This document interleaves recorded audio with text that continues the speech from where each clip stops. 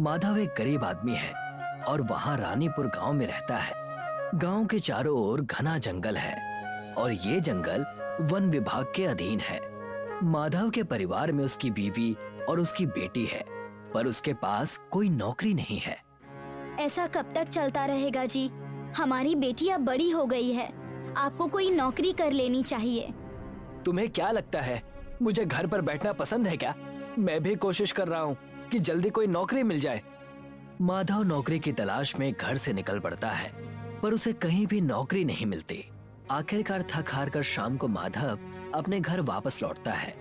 उसका उदास चेहरा देखकर उसकी बेटी उससे पूछती है, क्या हुआ पापा, आप बहुत उदास दिख रहे हो? कुछ नहीं बेटा, बस यूं ही। मुझे पता है आपको नौकरी नहीं मिल रही है, इसीलिए आप उदास हो ना। आपको जल्दी ही कोई नौकरी मिल जाएगी, आप चिंता मत कीजिए। देखो मेरी बेटी कितनी समझदार हो गई है। पापा, आप वन विभाग में नौकरी के लिए कोशिश क्यों नहीं करते? वहाँ तो पढ़े लिखे लोगों की जरूरत है और मैं तो ज्यादा पढ़ा लिखा हूँ नहीं, मुझे कौन काम देगा? पापा, आप लकड़ियों का काम अच्छे से जानते हैं, क्या पता उन लोगों को किसी ऐसे ही आदमी की जरूरत हो। ठीक है बेटा, मैं कल जाकर वन विभाग के लोगों से मिलता हूँ। मुझे नौकरी की जरूरत है, क्या मुझे यहाँ पर कुछ काम मिल सकता है? तुम्हें क्या काम आता है? मैं एक बढ़ई हूँ, लकड़ियों का सारा काम जानता हूँ। हम तो एक ऐसे ही आदमी को ढूंढ रहे थे, तुम आज से ही काम शुरू कर दो। नौकरी मिलने की बात सुनकर माधव खुश हो जाता है और काम करना शुरू कर देता है। माधव पेड़ों से निकाली हुई इमारती लकड़ियों में से मजबूत लकड़ियों को अलग और दीमक लगी हुई लकड़ियों को अलग करता है। साहब, ये जो लकड़ियां खराब हैं, इनका क्या करूं? वैसे तो ये किसी काम की नहीं है, फेंक दो इन्हें। माधव उन दीमक लगी हुई लकड़ियों को फेंक देता है। शाम का वक्त होता है और माधव घर आ जाता है। आज बहुत खुश नजर आ रहे हैं पापा, क्या बात है? बेटा, मुझे वन विभाग में नौकरी मिल गई है। ये तो बहुत अच्छी बात है, अब मैं एग्जाम की तैयारी करने के लिए कोचिंग जा सकती हूँ। हाँ हाँ, जरूर जाओ। माधव के इस वन विभाग वाली नौकरी से उसके घर की दशा सुधरने लगी थी। अब राधिका भी कोचिंग में जाकर पढ़ने लगी थी। एक दिन इसी तरह लकड़ियों में से माधव अच्छी लकड़ियां एक तरफ कर रहा था और दीमक लगी हुई लकड़ियों को फेंक रहा था। तभी उसके दिमाग में एक ख्याल आता है, क्यों ना इन खराब लकड़ियों को घर ले जाऊं, कभी ना कभी तो काम आएंगे ही। माधव दीमक लगी लकड़ियों को अपने घर ले जाता है। अगले दिन वो सुबह उठकर काम पर आता है और शाम को घर लौटते समय फिर से उन खराब लकड़ियों को अपने घर ले जाता है। इसी तरह जब वो ऐसा करता था तो एक दिन एक लेडी ऑफिसर देख लेती है। अच्छा, तो अब तुम चोरी भी करने लगे हो? नहीं मैडम, मैं चोरी नहीं कर रहा हूँ, ये लकड़ियाँ तो खराब हैं, इसलिए इन्हें लेकर जा रहा हूँ। अगर खराब है तो क्या इनका अचार डालोगे? झूठ मत बोलो, तुम जैसे चोरों को ये नौकरी नहीं देनी चाहिए थी। कल से नौकरी पर मत आना। माधव निराश होकर घर आ जाता है। नौकरी छिन जाने से वो बहुत परेशान होता है। तभी उसकी नजर अपनी लाई हुई लकड़ियों पर पड़ती है। क्यों न इन लकड़ियों से एक रिक्शा बना लूं? माधव सारी सड़ी हुई लकड़ियों से दीमक को हटाकर साफ करता है। वो दिन रात मेहनत करके इन लकड़ियों से एक रिक्शा तैयार कर लेता है और रिक्शा चलाने का काम शुरू कर देता है। भाई साहब, शहर छोड़ दोगे? हाँ हाँ, बैठ जाओ। माधव रिक्शा को हाथ से खींचकर ले जाता, जिससे सवारियों को कहीं भी पहुंचने में बहुत देर हो जाती। इसी देरी की वजह से अक्सर सवारियां माधव के रिक्शे में बैठने से मना कर देती थी। भाई साहब, शहर जाने में टाइम लगेगा? 4-5 घंटे लग जाएंगे। भाई साहब, मुझे शहर जाना है, विदेश नहीं जाना। रहने दीजिए, मैं दूसरा रिक्शा देख लूंगी। माधव ने लकड़ियों की मदद से रिक्शा तो बना लिया था, पर उसे उस रिक्शे को हाथ से खींचना पड़ता था। पापा, मेरे एग्जाम्स आने वाले हैं, मुझे शहर जाने के लिए कुछ पैसों की जरूरत है।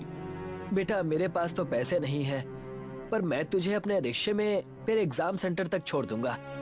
पर पापा, इसमें तो बहुत टाइम लग जाएगा और मैं एग्जाम के समय तक नहीं पहुंच पाऊंगी। ठीक है बेटा, मैं कुछ इंतजाम करता हूँ।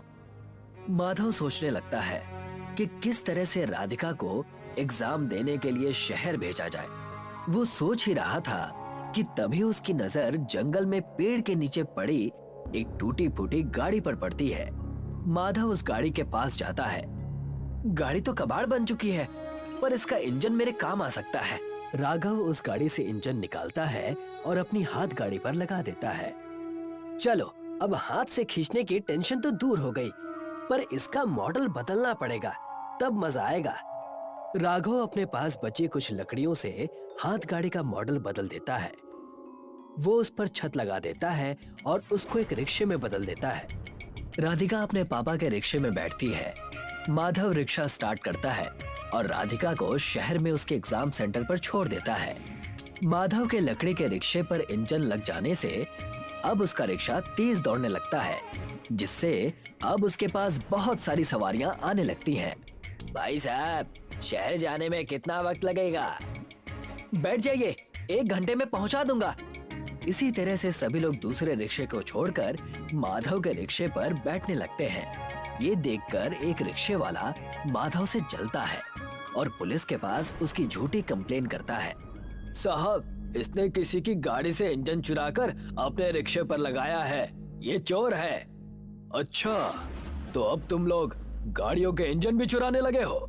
नहीं साहब, मैंने चोरी नहीं की, ये इंजन तो मुझे जंगल में पड़ा हुआ मिला। अच्छा, तो अब इंजन जंगल में भी मिलने लगे हैं। सीधी तरह से गाड़ी का इंजन वापस करो, नहीं तो जेल में चक्की पीसनी पड़ेगी। पुलिस वाला माधव के रिक्शे से इंजन निकाल लेता है। राधिका के एग्जाम का रिजल्ट आ जाता है, जिसमें उसकी मेहनत रंग लाती है। राधिका को एक जॉब मिल गई है। अब राधिका नौकरी करने लगती है और देखते ही देखते 1 महीना बीत जाता है और उसे उसकी पहली तनख्वाह मिलती है। तनख्वाह वाले दिन राधिका देर से घर लौटती है। पापा, आंखें बंद कीजिए, आपके लिए एक सरप्राइज है। अच्छा, ये लो, कर लिया आंखें बंद। बताओ क्या है?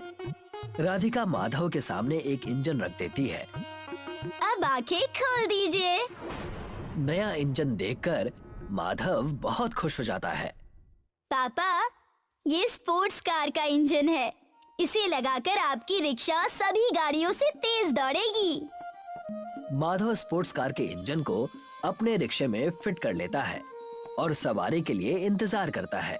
भाई साहब, मुझे शहर जाना है, कितना वक्त लगेगा?